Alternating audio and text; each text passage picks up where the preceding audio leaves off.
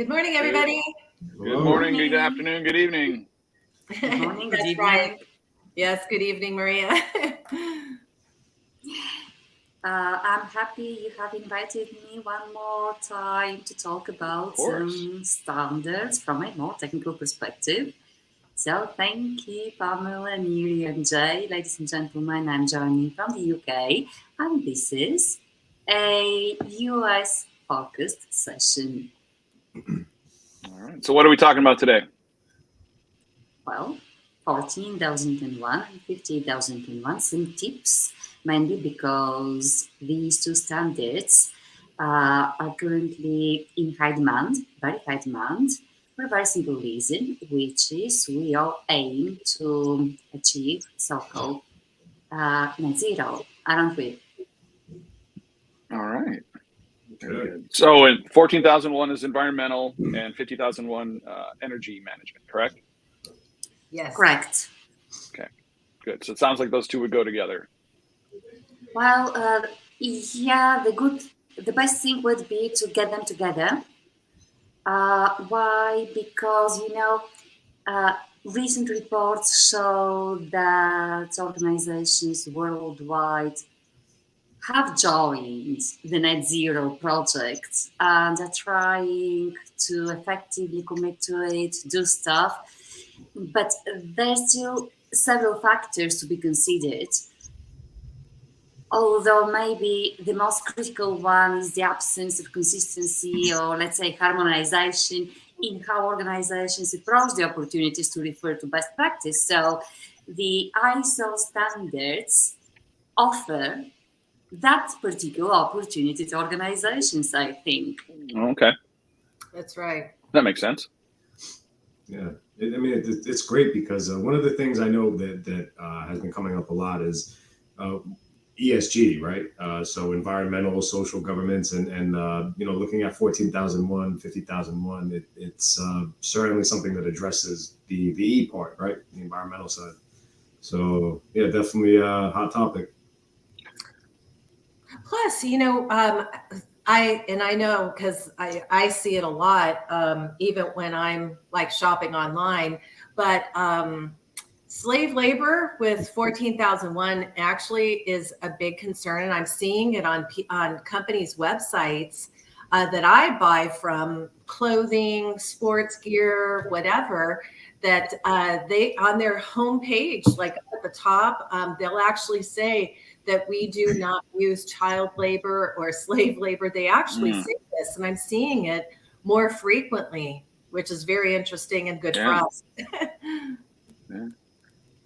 14,001 has now for several years been a very important standard to organizations that try to improve their image in consistency with environmental management. As you know, slave labor can be covered with 45,001, particularly clause 5 in there. We have some indications that the standard requires from efforts from top management to help organization implement better practice.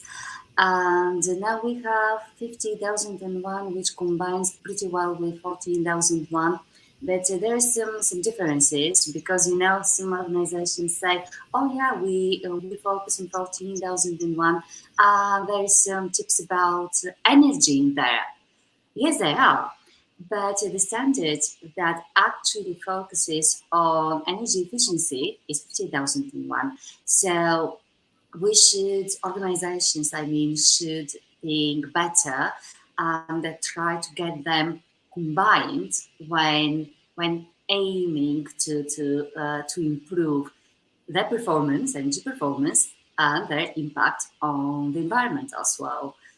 What do you think, Pamela? You recently saw the 50,001 implementation to a customer. Can you tell us a bit more about it, please? Yes, with 50,001, with a lot of discussion right now with carbon footprint and emissions, it's becoming more of a common conversation amongst business people, business owners, and especially large organizations and even small organizations as well. Yeah. No, So what kind of companies would use this? What industries, what type of companies would benefit from a dual implementation of these two standards? Well, interestingly enough, organizations accept pretty well 14,001 and do understand that any kind of organization, any type, independently of their size, etc., can benefit from 14,001. We saw last year IT companies, banks, institutions of any kind to go with 14,001. However, organizations are reluctant to see 50,001 the same way. And actually 50,001, because it is an ISO standard, is applicable as any other ISO standard to any organization, regardless of its type, of its size, complexity, geographical location, organizational culture, or products, or services, independently even of the quantity, use, or types of energy that they consume. So any organization can benefit from 50,001, which is energy efficiency. A service-based organization or an industrial one. It doesn't matter what kind of organization we operate with. Okay, that makes sense. I'm discussing both Absolutely.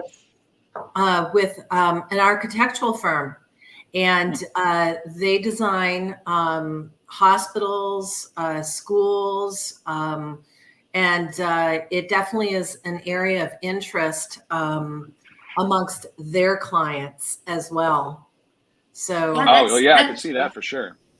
That's an interesting point because in Clause 8, which is operation in 50,000 in all the ISO management system standards, you would expect that Clause 8 is very long in 50,001, at least as long as it is in 9,001.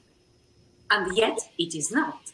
It has subclause general and then subclause design, which requires that organizations exactly do what Pamela says, focus on the design of new facilities, new equipment, everything new that is being designed, taking into account the energy efficiency aspects of that design. And clause 8.3, which is procurement, and now organizations with that standard are under the requirement to consider energy efficiency within their procurement processes. So this is a global standard, again, that helps organizations have a look around their general operations and do it all together from a very focused on energy efficiency perspective. So energy performance is a key element within the standards.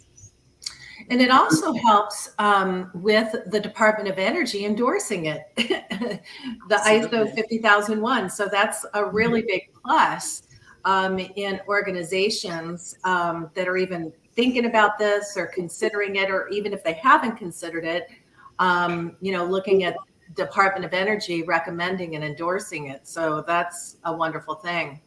So Maria, I have a question, actually. Yes, please. If I'm already practiced, if I already have ISO 9001, right? How, does that help me if I'm considering looking at standards at ISO 14001 and 50001? Yes, I would highly recommend that you go with 14,001 and 50,001 as well. Both complex standards, they're quite sophisticated. However, organizations that already operate a quality management system in conformity with 9001 should not be concerned. They already have the good habits acquired. They know how to operate an ISO standard. It helps a lot. So I recommend it for another reason.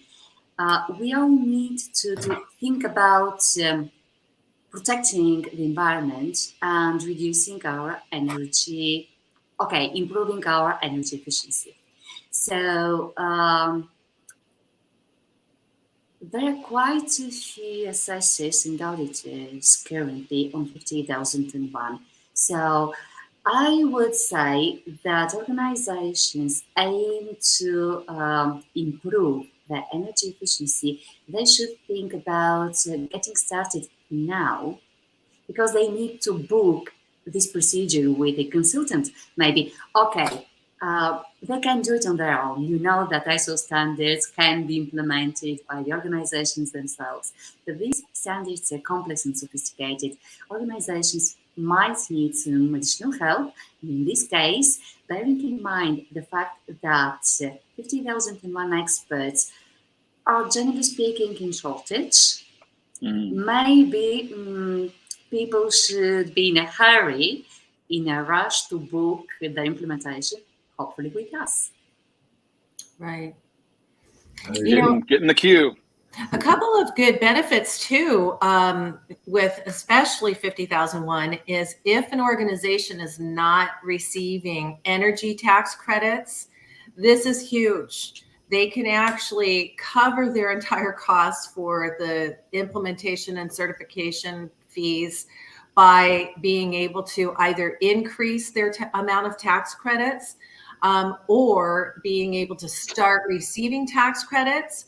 And then also, even with 14,001, if an organization experiences a future OSHA fine, I've heard from my customers, they only pay a third of what a non-ISO 14001 certified company would pay.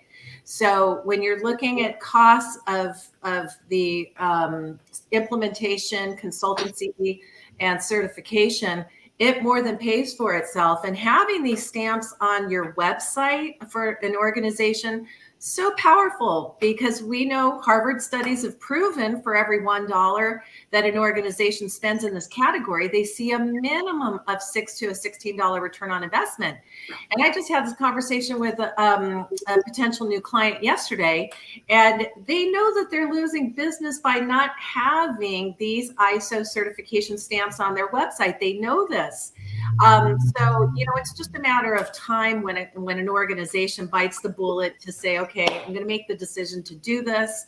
And I always explain it's a two-step process. It's not going to take 2 years. And, the first step being able to work with one of our assessors that are ISO certified for 50,001 and 14,001, starting with a gap analysis all the way through to having their own procedure manual that our assessor will put together for them. That's, I always say, not 1,000 pages long.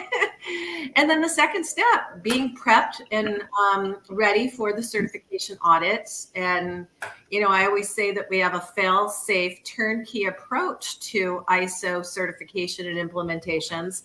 And, I always encourage accounts and organizations to have the conversation with somebody like us to just get to know more information. And, the more knowledge that you have about something, and even how you can decrease your costs of doing business with 50,001 and 14,001 monthly and annual costs. If you can reduce your energy costs by electricity and any other expenses of doing business, that's what 50,001 and 14,001 help you do as an organization. Interesting you mentioned R&D tax credits. One more good reason for people to talk to us when they decide to go with ISO standards is the fact that we stay on top not only of the best practice but also best knowledge. So after this session, we have an internal session talking to a company which is experts. They're experts in R&D tax credit to train our area managers. Then they can tell you much more. So if you'd like to learn more and better, talk to our RMSM area managers. They know how to assess and how to advise on the best practice in starting dealing with best practice. So yeah, this is a good point to raise in here. I think telling our prospects and potential customers that our area managers are always very well informed and very well prepared to assess and advise. Absolutely. You know, one of the things that I always hear, and you guys, I'm sure, hear it too, is in conversations with people that are thinking and considering ISO certifications and implementation, they think that it's going to add to their process and take more time, and that they're going to have more procedures and more policies. And what I always tell them is the purpose in getting an ISO certification, in this case 50,001 and 14,001, is to lean that process down and to streamline it. So I work with an assessor, and she always says all the time, you know, it allows you to see the forest from the trees, because you have so many trees in front of you that it's hard to focus on the forest. And that is the, you know, having all the trees being your policies and your processes and your procedures and standard operating procedures. You have, you know, all this going on. And if you could streamline it and cut that to a lean process, that's exactly what they'll experience with our ISO certifications. Yeah. Question. So let's say someone decides to do these two standards. What would that implementation look like? Would you do the 14,001 first and then do 50,001, or would you kind of implement them simultaneously, Maria? We can do both ways. However, my personal preference lies with a parallel implementation. Oh, okay. So it depends on the organization, on their needs, on how they want to plan for it. It would depend maybe on how they're advised, but generally speaking, my personal preference goes with the simultaneous implementation and maybe an integrated system. Okay. So you know that we can have the systems in standalone, so separate system, or get them integrated. I always try to advise customers to go with integrated systems. Because there's a lot of synergies with between the clauses, the various clauses in each standard, right? Yeah, clauses are exactly the same. For instance, organizations who that have 9001 already know that a number of clauses. These clauses are always the same clauses in a different standard. So we add, it's like add-ons on what we already have. Instead of having three systems, we may have one integrated system altogether. Okay. So these are really good points, because, you know, I have had this conversation with you know, another company that, you know, you can see that they're making an effort in terms of their environmental impact, and they're already a 9001 company. So from what you're telling me, it's really not much of a jump to go from being ISO 9001 certified to being, you know, that and also ISO 14001 or 50,001. So yeah, I think those are great points, especially for somebody who, you know, might already be working with an ISO standard and understand how it works. And, you know, it's really just a simple add-on. So that's great. Yeah, we can do it that way. I prefer it that way. Customers feel more comfortable, and people working within the organization feel more comfortable. Think about internal audits, because when you operate an ISO management system standards, as an organization, you have to carry on internal audits. Once your internal auditors are trained in one standard, this represents actually having transferable skills and competencies. It's much easier to train those people to audit additional standards as well, just adding further information, training them better, and making sure they know what's going on. So it makes sense, if mainly for organizations that have already committed to 9001 to expand their coverage with 14,001, 50,001, and thus also get what Pamela says, credibility, better image, elevate their reputation on the website. because at the end of the day, guys, what happens? We all say, yeah, we want to achieve that net zero, but at some point, people will ask us how we can prove it. And here I have a point, because some reports, the same reports that tell us that many organizations have committed to net zero, well, exactly the same reports tell us that despite the efforts, despite the commitments, those vary considerably in quality and impact, with less than 25% of organizations actually meeting the net zero basic criteria. And I like, Maria, you always say for an organization, the ISO certifications, especially with 50,001 and 14,001, is you're able to prove that you say what you do and do what you say as an organization. So I'm reading, as I'm, looking at company websites all day long, I always see that they say, that they, it have like a sustainability department or committee. And, this would just be nice to be able to prove that they are really taking all the steps and the actions in these two areas, as far as like 50,001 for energy and 14,001 for the environment. You're right, and what I like in addition in ISO standards is the fact that ISO standards allow us to improve without creating any internal conflicts. Why? Because when we try to improve without a systematic approach, without using best practice, we may commit some errors, such as naming, putting our blame on someone personally. When we operate ISO management systems, we under the obligation to use best auditing practices, including internally, and it means that we must remain impartial. We must demonstrate due professional care. We must be independent. So what we do is what Pamela has just mentioned.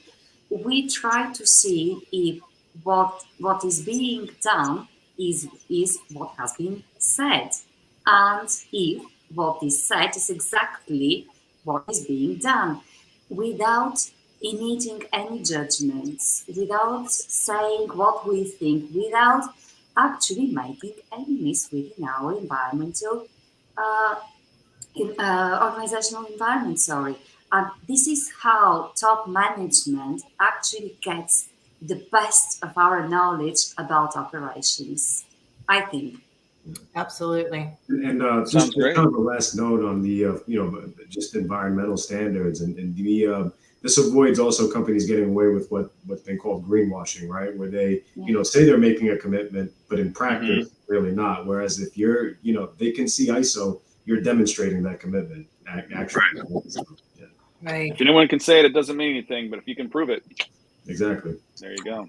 But another thing too is due to the fact that a lot of people, they really don't understand that ISO stands for International Standardized Operations, and that having international operations and being recognized internationally as best practice, along with having the clauses of each one of those ISO codes implemented into their process, it is a huge step that a company can take to add great value to their company. And when we talk about that international aspect, a lot of the people that we're talking to in business, they do business overseas, or they sell to distributors or dealers that sell their product overseas. So it's a huge step that a company can take, to add great value, exceptional value to their firm. Yeah. That's right. Well, shall we? Been a great discussion. And any other points? Because I know we have a hard stop in a minute or two. So. Yeah. Absolutely. I think we covered quite a lot of aspects. Yeah. So let's ask Caroline from marketing to take over now and finish the session for us and say thanks to everyone. Thanks, Thank you. everyone. And to See visit you. Bye. Thank you. Bye. Bye.